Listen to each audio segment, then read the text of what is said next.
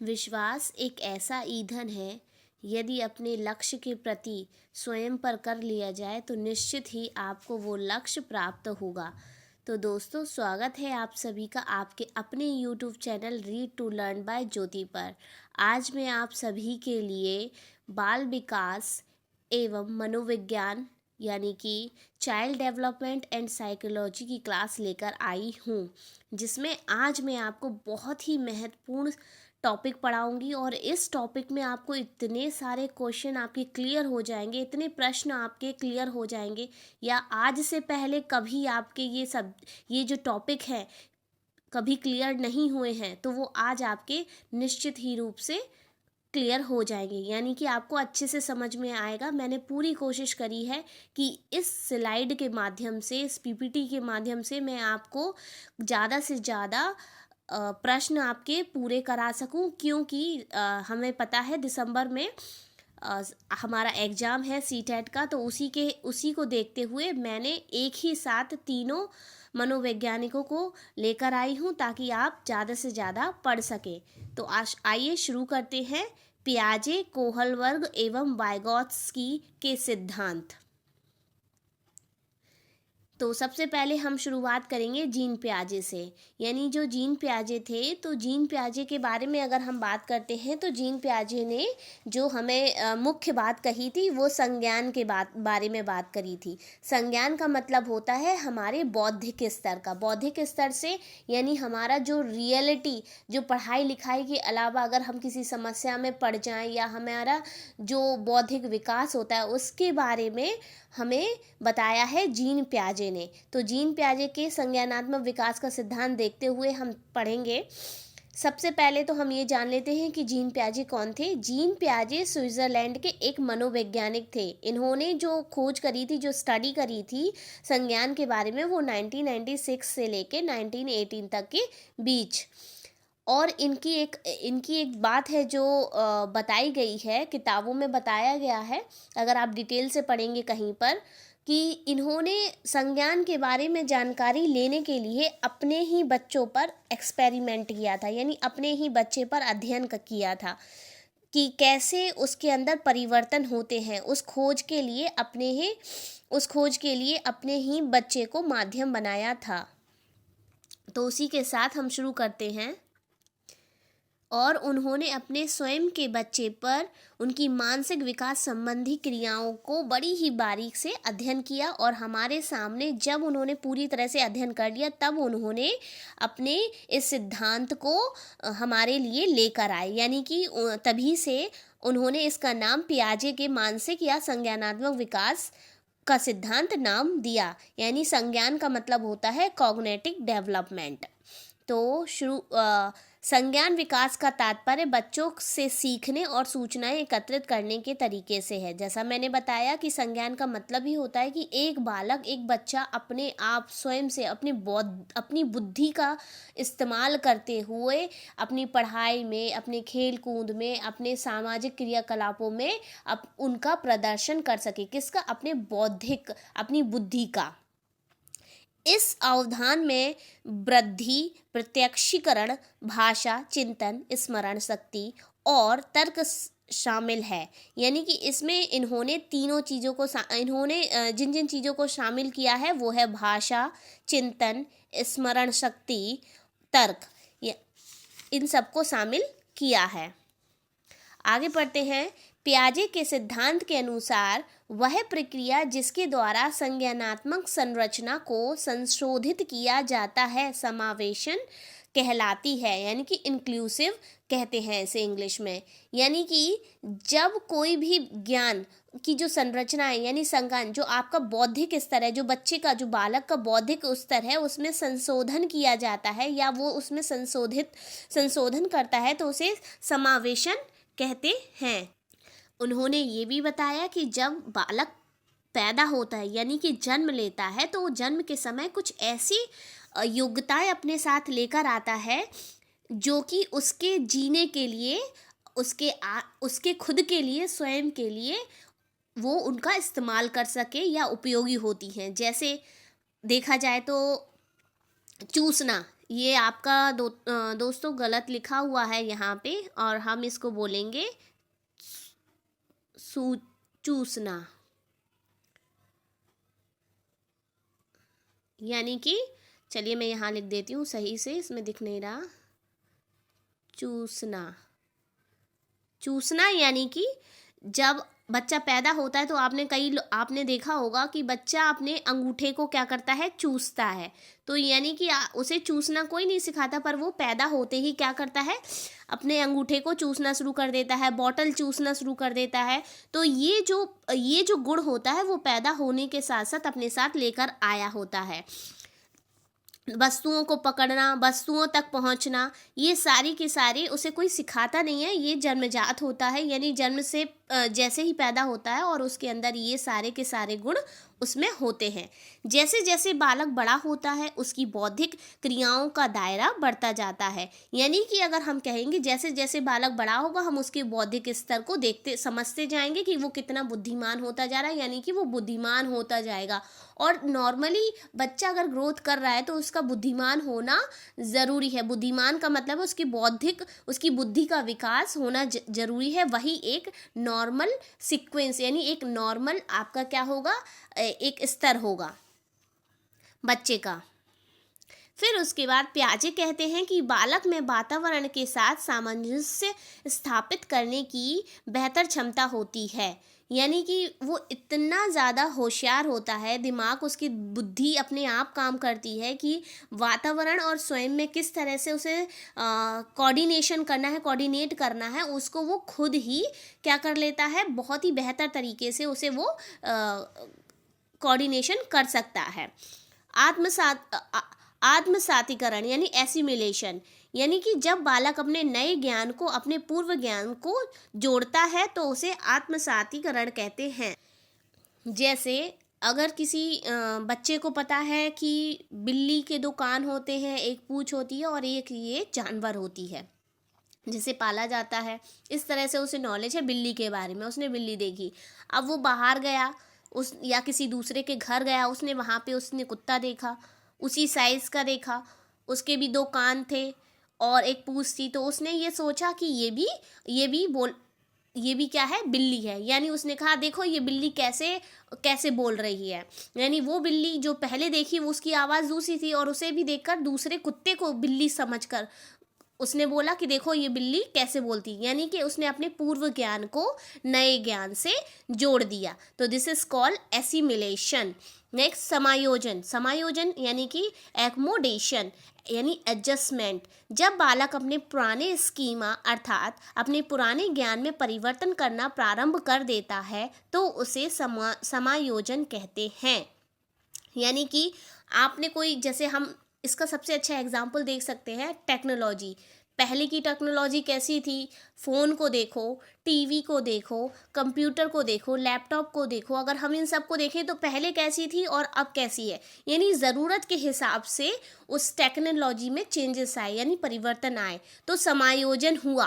This is called. ऐसे ही बालक जहाँ पे ज़रूरत पड़ती है उसके हिसाब से अपने आप को समायोजित, अपने ज्ञान को समायोजित कर लेता है, तो उसे हम बोलते हैं समायोजन करना। यानी कि अपने स्कीमा में, अपने दिमाग में, पुराने स्कीमा में कोई पिक्चर उसके दिमाग में है और उसी में उसने कुछ एडजस्टमेंट कर लिया। दिस इज कॉल्ड समायोजन।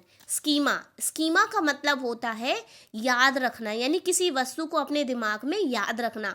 कि कोई भी जैसे बच्चे ने देखा कि जो कॉपी होती है वो कैसी होती है, कॉपी उसने देख ली, अब वो समझ जाएगा कि उसके दिमाग में है कॉपी ऐसी है। तो नेक्स्ट टाइम जब उसे बोला जाएगा कि कॉपी उठा के लाओ, और चाहे वहाँ पे किताबें और कॉपी दोनों हैं, तो वो केवल कॉपी ही उठा के लेके आएगा, क्योंकि उसके स्कीमा में था कि कॉपी ऐसी होती है। यानी किसी चीज़ को, किसी वस्तु को याद रखना, यानी वस्तु स्थायित्व होना।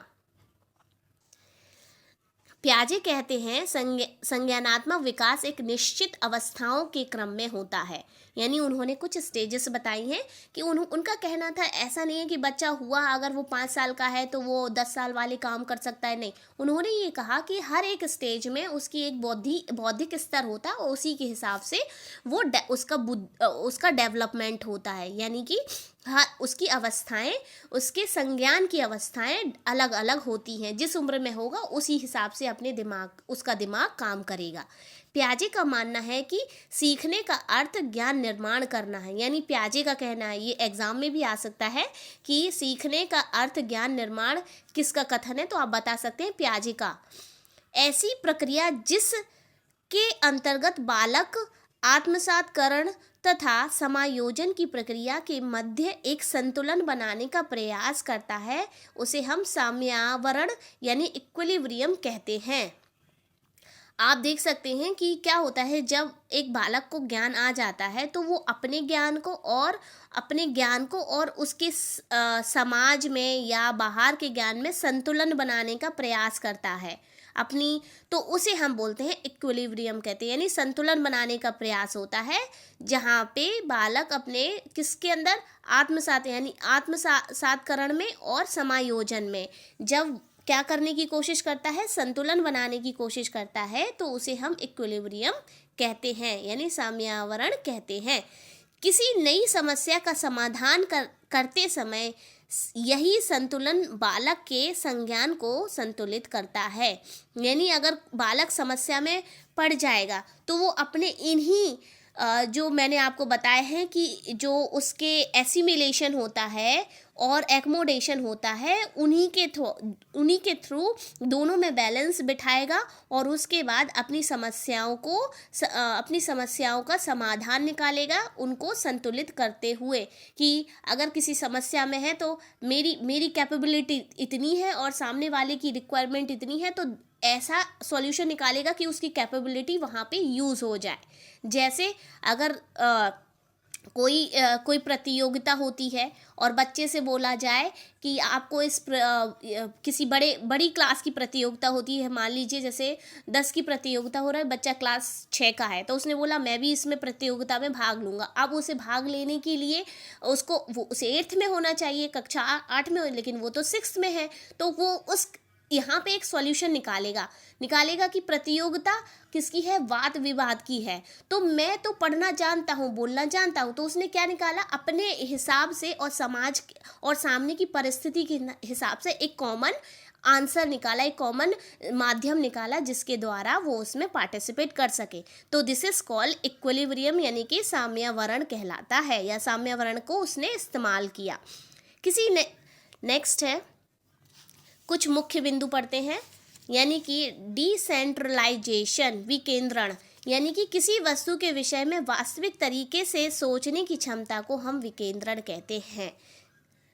कंजर्वेशन, बालक द्वारा वातावरण में परिवर्तन एवं स्थिरता दोनों को समझने की क्षमता तथा किसी वस्तु के तत्व एवं रंग रूप में परिवर्तन से अलग करने की क्षमता को संरक्षण कहते हैं। अब यहाँ पे क्या करते हैं, यानी कि आपको पियाजे ने बताया कि क्या करता है संज्ञान में, यानी कि कंजर्वेशन का भी एक गुण आ जाता है बालक के अंदर, यानी कुछ परिस्थिति के बाद वो हर एक चीज़ को डिफ्रेंशिएट करना शुरू कर देता है, यानी कि उनको अलग अलग विभाजित करना शुरू कर देता है। अगर सपोज दैट छोटा बच्चा है, अगर आपने उसको बॉल दे दी अलग अलग साइज की और आपने बोला कि इसे आप क्रम से लगाओ, तो वो पहले छोटी लगाएगा, बड़ी लगाएगा, फिर उससे बड़ी, या पहले बड़ी लगाएगा फिर उससे छोटी, तो यानी कि वो उसको डिफ्रेंशिएट करना सीख गया है। दिस इज कॉल्ड, इस तरह की एक्टिविटी कंजर्वेशन एक्टिविटीज़ में आ जाएंगी।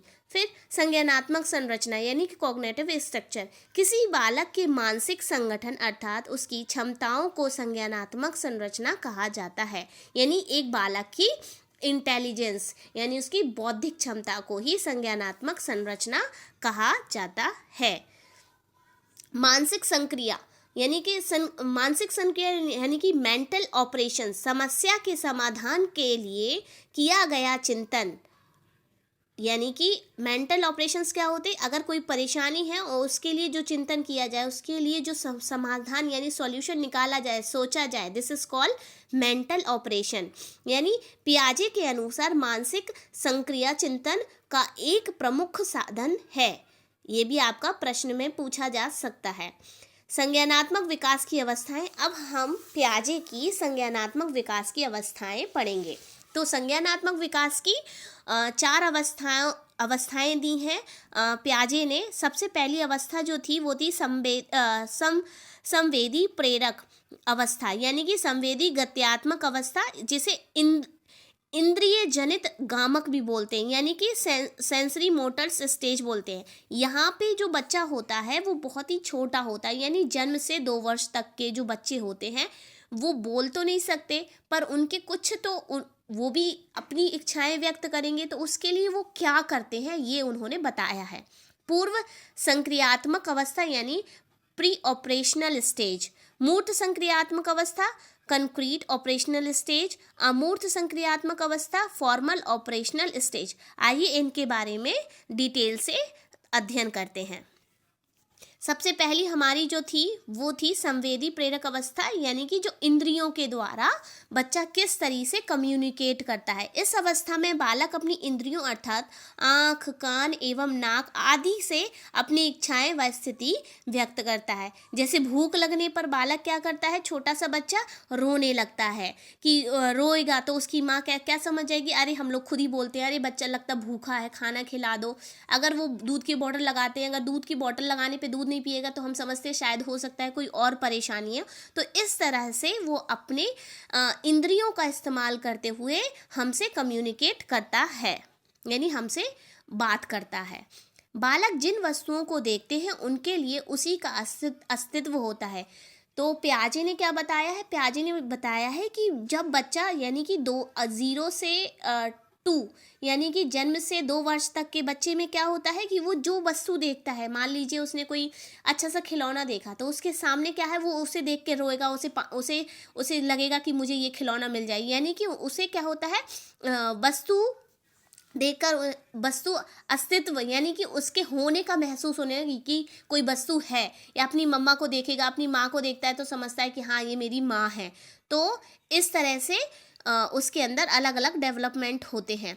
इस आयु के शिशु की वृद्धि उसके कार्यों द्वारा व्यक्त होती है। जैसे किसी चादर पर पड़े हुए खिलौने को उठाने के लिए शिशु चादर को खींचता है। आपने देखा होगा अपने घर के छोटे छोटे बच्चे होते जो 1.5 साल के होंगे, तो अगर जैसे वो चलने लगते हैं तो किसी चीज़ को अगर उनसे कोई चीज़ दूर होगी या चादर पे रखी है या टेबल पे चादर बिछा हुआ है तो आप देखना वो उसे क्या करेगा, खींचेगा कोई चीज़ पाने के लिए। तो ये सब क्या होते हैं, उसकी बुद्धि के हिसाब से हम उसे ऑब्जर्व कर सकते हैं, उसका डेवलपमेंट हो रहा है। यह अवस्था अनुकरण, स्मृति और मानसिक निरूपण से संबंधित होती है। देखिए हमने इस अवस्था में हमने जितने पॉइंट पढ़े हैं इससे रिलेटेड क्वेश्चंस आते हैं। आपको किसी तरह से बात घुमा दी जाएगी उदाहरण देकर या सेंटेंस बनाकर कि बच्चा ऐसा ऐसा करता है तो बताइए ये कौन सी अवस्था है, पियाजे की कौन सी अवस्था कहलाएगी, तो आप बता सकते हैं। यानी अगर बच्चा अपनी बौद्धिक स्तर का इस्तेमाल करते हुए किसी खिलौने को अपनी तरफ खींचने की कोशिश करता है तो वो कौन सी अवस्था कहलाएगी, तो इस तरह से आप बता सकते हैं कि वो उसकी सबसे पहली यानी संवेदी प्रेरक अवस्था कहलाएगी। दूसरी अवस्था के बारे में पढ़ते हैं अब हम, पूर्व संक्रियात्मक अवस्था, जिसे हम परिक्रमणात्मक विचार, जो कि 2 से 7 वर्ष तक होती है। मैंने कोशिश करी है इसके एक दो और इसकी जो जैसे पूर्व संक्रियात्मक अवस्था है उसका दूसरा नाम भी, ताकि अगर एग्जाम में आ जाए तो आपको परेशानी ना हो। इस अवस्था में बालक अपने परिवेश की वस्तुओं को पहचानने तथा उनमें अंतर करने लगता है। यानी अब उसमें इतनी बुद्धि आ जाती है कि वो वस्तुओं में अब अंतर करना शुरू कर देगा। इस दौरान उसमें भाषा का विकास प्रारंभ हो जाता है। यानी आपने देखा होगा बच्चा, छोटा बच्चा होता है 2 अक्षर बोलना शुरू कर देता है, पापा जैसे पानी को पप्पा बोलता है, मम्मा, इस तरह से शब्द बोलना शुरू कर देता है। इस अवस्था में बालक नई सूचना और अनुभवों का संग्रहण करता है, यानी नई नई चीज़ें सीखेगा। बच्चों में वस्तु स्थायित्व के गुण का विकास होता है। अब वो समझने लगेगा कि अगर उसके कपड़े हैं तो वो अगर कोई दूसरा बच्चा ले ले या दूसरे को पहना, जैसे घर में नहीं होता है कि कोई बच्चा आ गया, उसने दूसरे बच्चे के कपड़े, दूसरे बच्चे को उसके कपड़े पहना दिए तो वो उतारने लगता है, अपनी मम्मा की चप्पल पहचानने लगता है, चप्पल अगर कोई दूसरा पहन ले तो उतरवा लेता है। तो इस तरह से उसके अंदर क्या हो जाता है, वस्तु स्थायित्व का गुण आ जाता है और नई नई चीज़ें, नए नए अनुभव करने लगता है। अब वो बड़ा हो गया है, अब वो सीखने लगता है, सीखना शुरू कर देता है। इसके बाद पियाजे ने पूर्व संक्रियात्मक अवस्था को भी 2 भागों में बांटा है। पूर्व वैचारिक अवस्था, जो कि 2 से 4 वर्ष की अवधि के मध्य होती है। इसमें बालक वस्तुओं, शब्द, प्रतिमाओं आदि के विषय में मानसिक चिंतन करने लगता है। दूसरी इन्होंने दी है अंतर्देशीय अवस्था, यानी यह 4 से 7 वर्ष के मध्य की अवस्था होती है और इसमें चिंतन एवं तर्कणा करने लगता है, पूछने लगेगा कि ये ऐसा क्यों हुआ, बर्फ़ है तो पानी, अगर आप बर्फ़ दोगे तो ये पानी, बर्फ़ कैसे बनी, पानी से बनी तो कैसे बनी, मतलब हर तरह के उसके मन में कब, कहाँ, कैसे शुरू हो जाता है। और शायद आपके घर में जिनके यहाँ बच्चे होंगे वो ज़रूर करते होंगे। जैसे घटनाओं का घटाव करना, अब वो घटाना, गुणा करना, भाग करना भी सीख जाता है। उसकी तर्क में क्रमबद्धता का अभाव होता है, बस ये नहीं कर पाता है कि इसके बाद ये करना है, इसके बाद ये करना है, इसमें थोड़ी सी उसे प्रॉब्लम होती है, लेकिन वो भी सीक्वेंस की थोड़ी प्रॉब्लम होती है, लेकिन जैसे ही दूसरी स्टेज में आएगा वो उसको भी सीख जाएगा। इसके बाद तीसरी स्टेज है मूर्त संक्रियात्मक अवस्था। मूर्ति लिखा हुआ है, एक्चुअली में मूर्त है ये, इसको हम मूर्त बोलेंगे।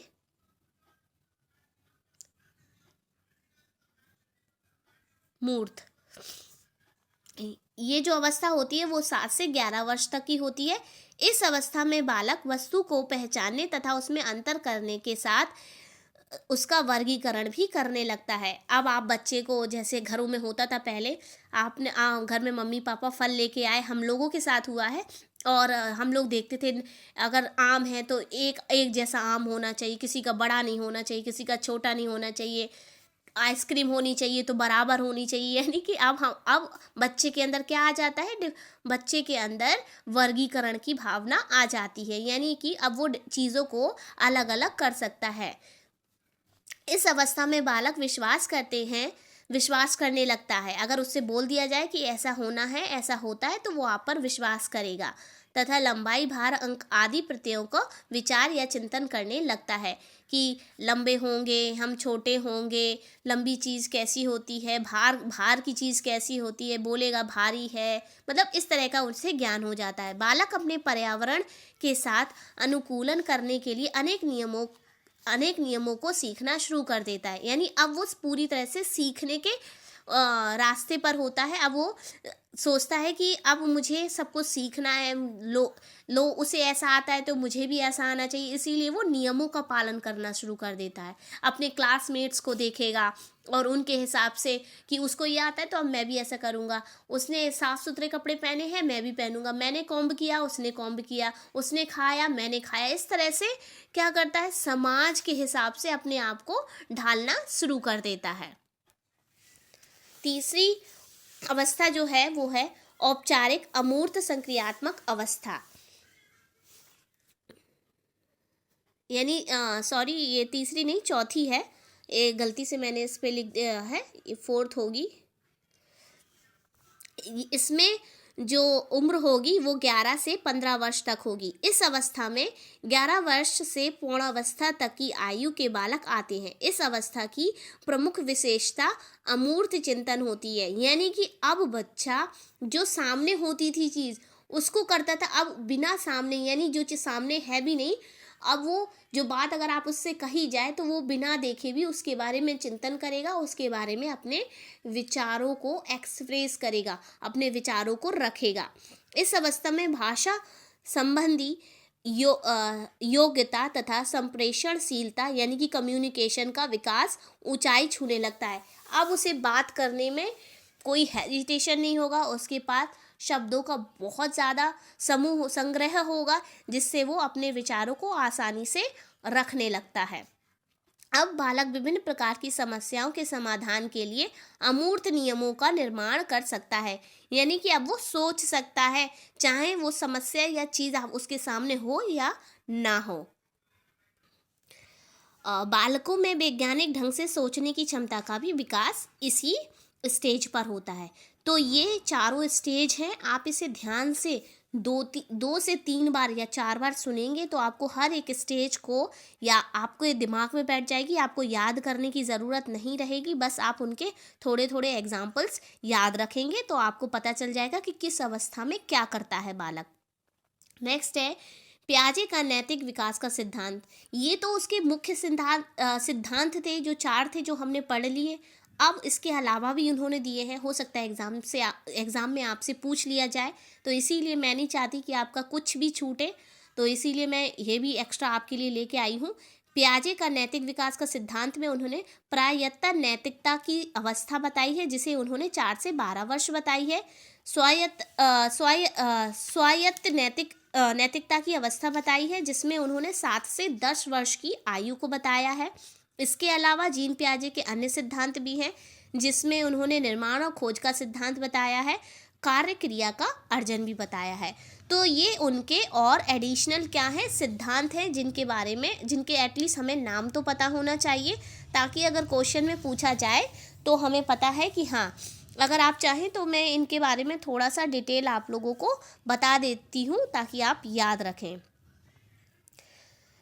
जो परायत्त नैतिकता की अवस्था होती है, इसमें बच्चे न्याय और नियमों की दुनिया के ना बदलने वाले गुणधर्म मानते हैं। वो ऐसा मानते हैं कि जो बनाए हैं, जो रूल्स बनाए हैं, उन्हें बदला नहीं जा सकता है, चीज़ें उनके बस से बाहर है। दूसरा है उनका जो स्वायत्त नैतिकता की अवस्था है, इसमें क्या है, इन्होंने इसमें बच्चे के बारे में बताएगी कि जो छोटे छोटे बच्चे होते हैं, वो अपना सही और गलत का निर्णय उस व्यवहार से होने वाले परिणामों को देख कर लेते हैं। यानी कि उनके सामने जो चीज़ सही है गलत है उसको देखेंगे, उसका व्यवहार क्या है, उसका रिजल्ट क्या है, उसे देखेंगे, उसके हिसाब से वो अब सोचना शुरू कर देते हैं। ऐसे ही निर्माण और खोज के सिद्धांत में प्रत्येक बालक अपने अनुभवों को अर्थपूर्ण बनाने के लिए क्रियाशील होते हैं, यानी कि वो जो बोल रहे हैं वो सही है, उसके लिए वो पूरा प्रयत्न करते हैं, पूरी खोज करते हैं। ऐसे ही कार्य क्रिया का अर्जन, इसमें प्रत्येक कार्यात्मक क्रिया का एक तर्कपूर्ण विपरीत प्रभाव होता है। जैसे अगर हम देखें कि अगर किसी बच्चे को कोई खिलौना दे दिया जाए, जैसे कोई पहिया है, कोई मिट्टी का पहिया है या लकड़ी का पहिया है, लकड़ी का तो नहीं तोड़ पाएगा, अगर मिट्टी का कोई पहिया है और उसने बराबर उसे तोड़ दिया तो उसे दोबारा वो उसी क्रम में लगाने की कोशिश करेगा। ऐसे कई खिलौने होते हैं, पहले वो उसे तोड़ते हैं, फिर उसी हिसाब से उसे रिवर्स करके मतलब उसी को जोड़ने की कोशिश करते हैं। तो इस तरह के ये कार्य क्रिया का अर्जन में आते हैं। नेक्स्ट है आपका जीन पियाजे के संज्ञानात्मक विकास के सिद्धांत का शैक्षिक महत्व अर्थात शिक्षा में उपयोग। अब क्यों हम जीन पियाजे पढ़ रहे थे, कहाँ पे इनका उपयोग है, तो ये हम पढ़ेंगे। पियाजे के अनुसार संज्ञानात्मक अर्थात मानसिक विकास निरंतर चलने वाली प्रक्रिया है। यानी किसने कहा था, पियाजे ने कहा था कि जो संज्ञानात्मक यानी मानसिक विकास है वो निरंतर चलती रहती है और मानसिक विकास धीरे धीरे क्रम के तहत है, यानी कि हर एक उम्र में अलग अलग होता है। कि छोटा बच्चा है तो पहले उसके दांत आएंगे, फिर थोड़ा सा बड़ा होगा, पहले आगे के 2 दांत आएंगे, फिर 2 और दांत आएंगे, दूसरी उम्र में दूसरी क्रियाएं होंगी, यानी अलग अलग स्टेज में अलग अलग परिवर्तन आना। अध्यापकों अर्थात शिक्षकों को पहले बालक के मानसिक स्तर की अवस्था को समझ लेना चाहिए। जब हम किसी क्लास में जाएं, बच्चों को पढ़ाएं, तो पहले हमें उनके बारे में उनके बौद्धिक स्तर को समझ लेना चाहिए और उसी के अनुरूप हमें क्लास में पढ़ाने की योजना बनानी चाहिए। शिक्षकों को बच्चों में तार्किक क्षमता बढ़ाने का प्रयास करना चाहिए, यानी वो लॉजिकली सोच सकें। तो इसके लिए आप उन्हें एक्टिविटीज़ दे सकते हैं जिससे वो क्या करें, बहुत ज़्यादा वो लॉजिकल सोच सकें। वर्ग में समान रुचि के विद्यार्थियों को छोटे छोटे समूह में बांटकर उनके विचार विनिमय अर्थात विचारों का आदान प्रदान के माध्यम से तार्किक बुद्धि का विकास भी हम कर सकते हैं। बच्चों की गलती करने एवं उन्हें स्वयं सुधारने का प्रयास करने के लिए अवसर देने चाहिए। ये मिस्टेक है, प्रिंटिंग मिस्टेक है। जो बच्चे हैं अगर वो कोई गलती करते हैं तो उस गलती को स्वयं वो सुधार सके, उसके लिए उन्हें अवसर देने चाहिए, क्योंकि गलती करने के बाद अगर बच्चा सुधारता है तो उसका मानसिक डेवलपमेंट यानी कि उसके दिमाग का बौद्धिक स्तर बढ़ रहा है। शिक्षकों को प्रयोगात्मक शिक्षा एवं व्यवहारिक शिक्षा पर बल देना चाहिए। ज़्यादा से ज़्यादा एक्सपेरिमेंट कराने चाहिए, आपस में जो व्यवहारिक तरीके से शिक्षा दी जाए, तरह तरह के एग्जाम्पल्स देख के, आसपास के माहौल के एग्जाम्पल्स दे करके बच्चे को शिक्षा देनी चाहिए। शिक्षकों को वाद विवाद प्रतियोगिताओं का आयोजन करते रहना चाहिए ताकि नवीन विचारों का जन्म हो सके। जब बच्चों के सामने किसी तरह का कोई टॉपिक रखा जाता है तो उसमें उनकी सोच का पता चलता है और उनकी सोच भी डेवलप होती है। इससे टीचर को बहुत आसान होता है बच्चे को समझना कि बच्चे के विचार कैसे हैं, और साथ साथ बच्चे की भी ग्रोथ होती है कि वो सोच सके, अपने अंदर नए विचार ला सके। तो इसी के साथ ये था हमारा जीन पियाजे के बारे में। आई थिंक जीन पियाजे के बारे में कुछ भी नहीं छूटा है। अगर आप इसे अच्छे से पढ़ लेंगे तो जीन पियाजे के कोई भी क्वेश्चन आप छोड़कर नहीं आएंगे, ये मेरा भरोसा है। और मैं आपको विश्वास दिलाती हूँ कि अगर आप इसे अच्छे से पढ़ लेंगे तो आपका कोई भी क्वेश्चन सीटेट में आने वाले एग्जाम में नहीं छूटेगा। अब इसके बाद हम शुरू करते हैं लॉरेंस कोहलबर्ग।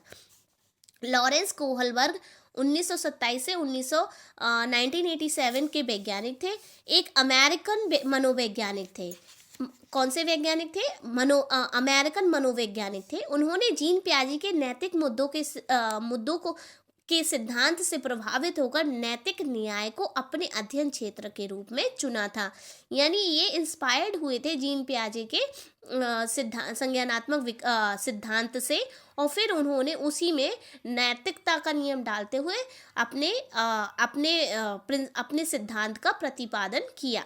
इन्होंने इसमें 10 से 16 वर्ष तक के बालकों के लिए साक्षात्कार से विस्तृत परिवर्तन तथा परिष्कृत किए। उन्होंने बताया कि बालक का विकास कुछ निश्चित अवस्थाओं में होता है जो सार्वभौमिक होती है। इनका कहना था कि बालक का विकास निश्चित अवस्थाओं में होता है, लेकिन वो पूरी तरह से क्या होता है, चारों तरफ से उसका विकास होता है। किसी पर्टिकुलर एरिया में वो सीमित नहीं होता, उसका पूरी तरह से विकास होता है। आगे समझते हैं लॉरेंस कोहलबर्ग का नैतिक विकास सिद्धांत। अब पढ़ते हैं क्या है। कोहलबर्ग अपने प्रयोगों में लघु कथाओं को उपस्थित कर उससे संबंधित नैतिक समस्याओं के संबंध में प्रश्न पूछते थे। उनकी कथाओं में एक लघु कथा आपने सुनी होगी, सबने सुनी होगी, हाइनज और उसकी बीमार औरत के बारे में। एक कहानी वो अक्सर सुनाया करते थे कि उसकी बीवी बहुत ज़्यादा बीमार थी और बीमारी के लिए एक दवाई चाहिए थी। उस दवा के लिए उसके पास पैसे नहीं थे। पैसों के लिए उसने समाज में गया, जो जानने वाले थे उनसे पैसे मांगे, लेकिन जब वो दवाई जहाँ से लेनी थी, उस दवाई का जिसने मेडिकल स्टोर वाले ने उसकी खोज करी थी, तो वो जो दवाई थी वो बहुत ही ज़्यादा कॉस्टली थी और जितना वो धन एकत्रित कर पाया था वो उसकी कॉस्ट का आधा था। तब उसे क्या किया, उसने रात के अंधेरे में जा करके और दुकान का ताला तोड़कर दवा लेकर आ गया। तो इस तरह की कहानी रखकर फिर उन्होंने इसी कहानी के आधार पर इन्होंने 2 बातों पर बल दिया। एक दिया उन्होंने नैतिक दुविधा और एक दिया उन्होंने नैतिक तर्कणा। यानी कि हर इंसान के अंदर इस तरह की मनोस्थिति आती है। नैतिक दुविधा यानी कि नैतिक दुविधा एक ऐसी दुविधा है जिसमें किसी व्यक्ति को 2 या 2 से अधिक नैतिक कार्यों में से किसी एक कार्य का चयन करना पड़ता है। यानी कि 2 हैं, ये करूं या ना करूं। जैसे एग्जाम्पल नीचे दिया है, क्या हाइनज को दवा चुरानी चाहिए थी? यहाँ भी थोड़ा प्रिंटिंग मिस्टेक है, यहाँ पे होगा चुरानी, यानी चोरी करनी चाहिए थी। दूसरा है यहाँ पे क्वेश्चन मार्क, क्या एक पति को अपनी पत्नी की जान बचाने के लिए दवाइयाँ चुरानी चाहिए थी? तो इस तरह की भावना यानी कि नैतिक दुविधा में इस तरह के प्रश्न उठते हैं। दूसरा है नैतिक तर्कणा, यानी यहाँ पे हाई नहीं, सही गलत होगा। सही गलत के प्रश्न के बारे में निर्णय लेने में शामिल चिंतन की प्रक्रिया को नैतिक तर्कणा कहा जाता है। कि जैसे हाइनज ने चोरी करके सही किया या गलत किया, क्या चोरी करना सही था? तो ये जो है, ये दो इस तरह की नैतिक तर्कणा में हमारे यानी कि हम उसमें लॉजिक यूज करने लगते हैं दिमाग को, कि क्या सही था क्या गलत था, और उसमें हमारे जो नैतिकता है वो आती है कि सही और गलत को हमें चुनना होता है। तो इस तरह से उनकी कहानियों से इस तरह से क्वेश्चन पूछे गए।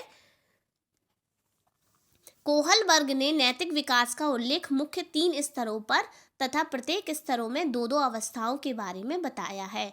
कोहलबर्ग जो थे उन्होंने 3 स्तर दिए, मुख्य उनके 3 स्तर थे, और हर एक स्तर में उन्होंने 2-2 अवस्थाएं बताई हैं, जो कि आइए हम आगे पढ़ते हैं। सबसे पहला है पूर्व परंपरागत स्तर या पूर्व नैतिक स्तर, जो कि 7 से 10 वर्ष तक होता है, और इसे हम बोलते हैं प्री कन्वेंशनल स्टेज।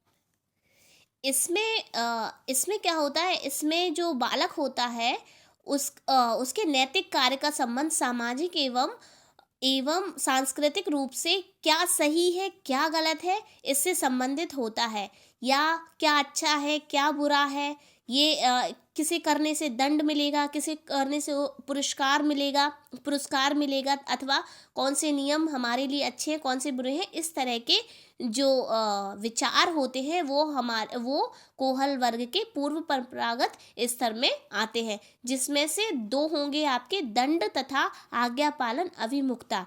इसमें क्या होता है, इसमें बच्चे को डर होता है, यानी कि कोहल वर्ग का मानना था कि कोई बालक यदि स्वीकृति व्यवहार अपनाता है, यानी आप बालक से बोला जाए आपको ऐसा करना है, तो जो इस स्टेज का बालक होगा वो उसे स्वीकार कर लेता है, तो इसका मतलब ये है कि वो दंड से बचना चाहता है, इसीलिए उसने ये स्वीकार किया।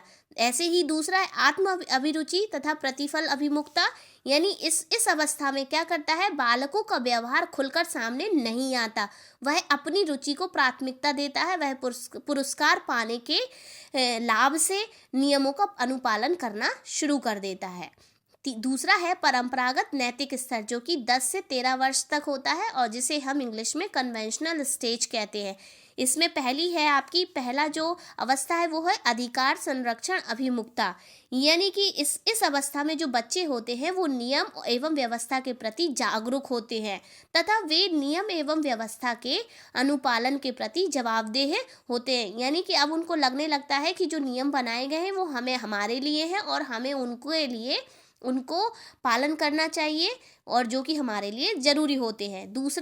दूसरा गुण होता है उनके अच्छा लड़का या अच्छी लड़की। इस अवस्था में जो बच्चे होते हैं वो एक दूसरे का सम्मान करने की भावना होती है तथा दूसरे से भी सम्मान पाने की इच्छा रखते हैं, यानी कि आप मेरी रिस्पेक्ट करोगे मैं आपकी रिस्पेक्ट करूँगा, इस तरह की भावना होती है। और अगर आपको एग्जाम में दिया जा सकता है कि अच्छा लड़का लड़की होना या किसी तरह का कोई एग्जाम्पल आपके सामने रख दिया जाएगा, वो पूछा जाएगा यह कोहलवर की कौन सी स्टेज की या कौन से स्तर की एग्जाम्पल है, तो आप बता सकते हो परंपरागत नैतिक अवस्था।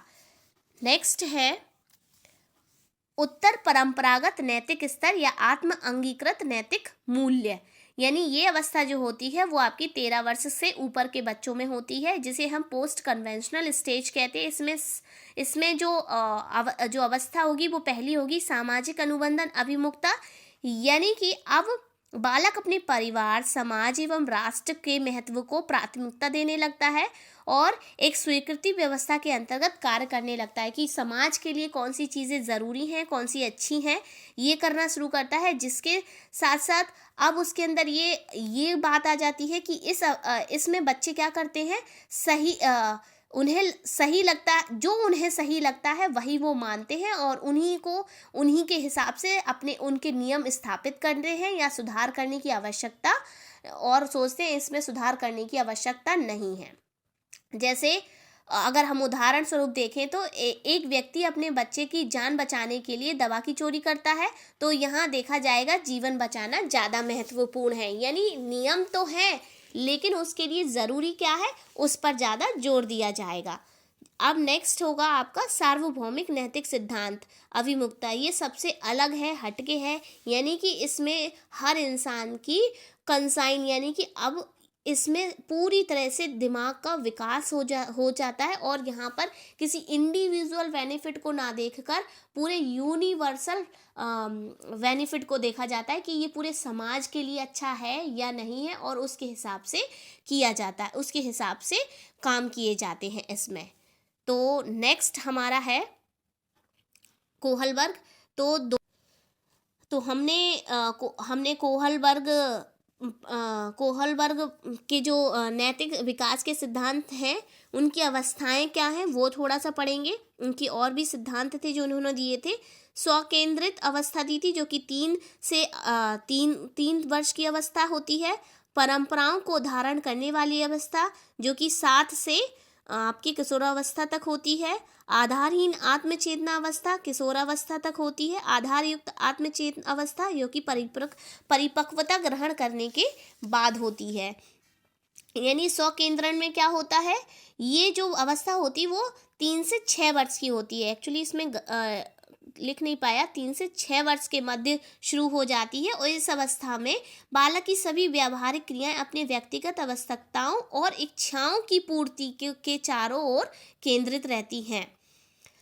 दूसरा है इसमें परंपराओं की धारणा करने वाली अवस्था, यानी कि 7 वर्ष से किशोरावस्था तक।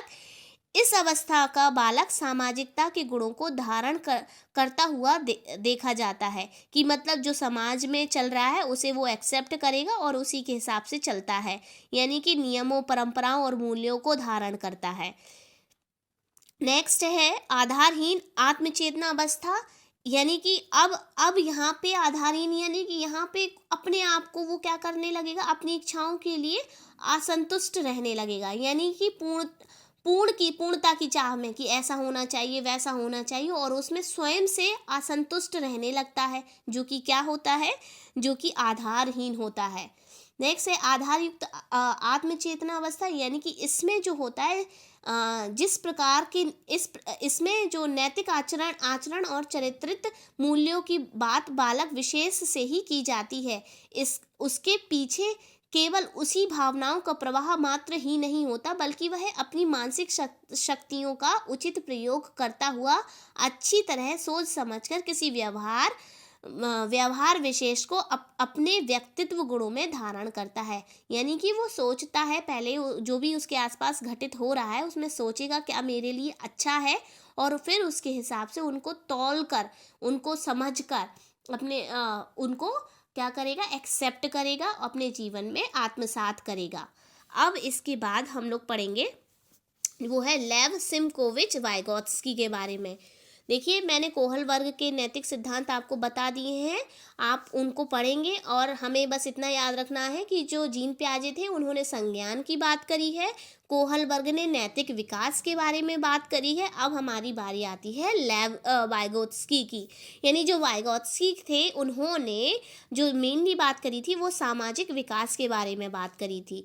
तो लेव वाइगोत्स्की जो थे वो सोवियत रूस के एक मनोवैज्ञानिक थे, और इन्होंने बालक के सामाजिक विकास के सिद्धांत का प्रतिपादन किया, अर्थात वाइगोत्स्की सामाजिक विकास की बात करते हैं। इसके द्वारा प्रतिपादित संज्ञानात्मक विकास के सिद्धांत को सामाजिक सांस्कृतिक सिद्धांत के नाम से भी जाना जाता है। अगर आपसे क्वेश्चन में पूछ लिया जाए प्रश्न में कि सामाजिक सांस्कृतिक सिद्धांत किसने प्रतिपादक किया, तो आप बता सकते हैं वाइगोत्स्की ने।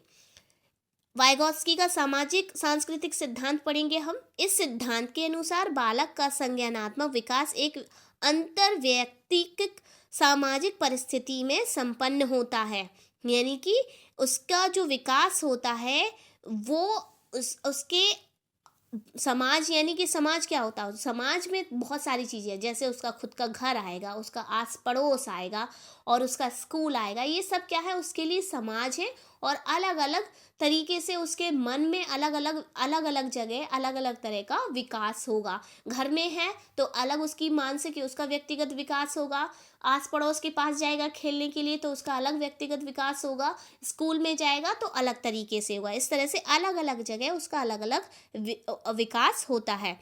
समाज जैसी सुविधाएं बालक को उपलब्ध कराएगा, उसका विकास भी वैसे ही होगा। यानी समाज में जिस तरह की सोसाइटी में हम बालक को रखेंगे तो वो उसी तरह के गुण क्या करेगा, आत्मसात करेगा, यानी कि ग्रहण करेगा।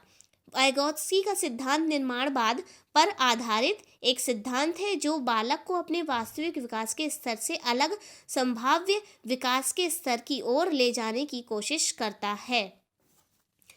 नेक्स्ट पढ़ते हैं।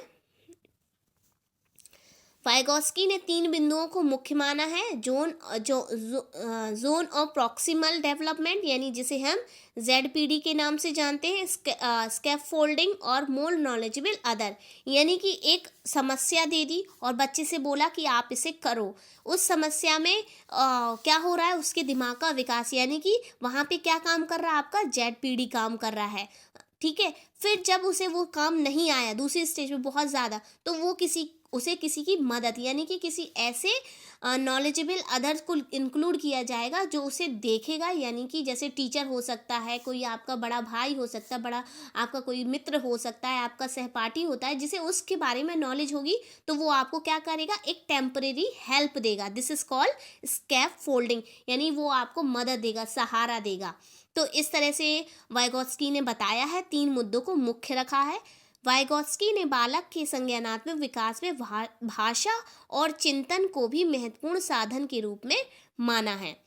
अब पढ़ते हैं वाइगोत्स्की के सिद्धांत में खेल की भूमिका, यानी खेल की भूमिका में उन्होंने क्या अपने तर्क रखे। खेल व्यवहार को संगठित करता है। इन्होंने बताया, वाइगोत्स्की ने बताया कि जो खेल होता है वो व्यवहार को संगठित करता है। खेल विकास के संज्ञानात्मक और सामाजिक विकास के अलावा स्कूल संबंधी कौशलों को भी लाभ पहुंचाता है। जैसे हम देख सकते हैं खेल खेल में बच्चे कितने अच्छी चीज़ें सीख जाते हैं, कई ऐसे शब्द को सीख जाएंगे, आपस में किस तरह से एक दूसरे से मिलजुल कर रहना है वो भी सीख जाएंगे, उनकी जिज्ञासा बढ़ती है, उनके शब्द भंडार बढ़ते हैं, युक्तियाँ, सहयोग, यानी कोई समस्या है तो उसे कैसे उसका समाधान करना है, ये सारा का सारा मतलब बच्चा खेल खेल में कर लेता है। तो ये इन्होंने वाइगोत्स्की ने इसके बारे में बताया। फिर उन्होंने जो वाइगोत्स्की के अनुसार खेल विकास के 3 तरीके से प्रभावित करता है, यानी जो खेल है वो विकास को 3 तरीके से प्रभावित करता है, उन्होंने ये बताया। पहला उन्होंने बताया खेल बच्चे के निकट विकास क्षेत्र का निर्माण करता है। खेल कार्य और वस्तुओं को विचार से अलग करने का काम करता है। खेल आत्मनियंत्रण के विकास में सहायता करता है।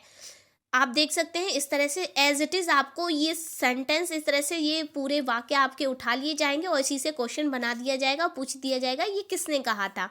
यानी खेल विकास में हो सकता है आपको तीनों दे दिए जाएं और पूछा जाए कि ये किसने बोला था, या खेल विकास के 3 तरीके ये किसने बताए थे, एक्सप्लेन किए थे, तो आप बता सकते हैं। अब हम थोड़ा सा पढ़ते हैं समीपस्थ विकास का क्षेत्र। इसमें बच्चे को स्कैफोल्डिंग यानी सहारा देना अर्थात समस्या में फंसने पर किसी वयस्क द्वारा मार्गदर्शन करना होता है, जैसा कि मैं ऑलरेडी आपको बता चुकी हूँ। तो दोस्तों ये आज मैंने कोशिश करी है सीटेट के एग्ज़ाम को देखते हुए कि मैं आपको तीनों मनोवैज्ञानिकों के बारे में बता सकूँ, उन्होंने क्या क्या प्रिंसिपल्स दिए, क्या क्या उनकी स्टेजेस, अलग अलग उनके जो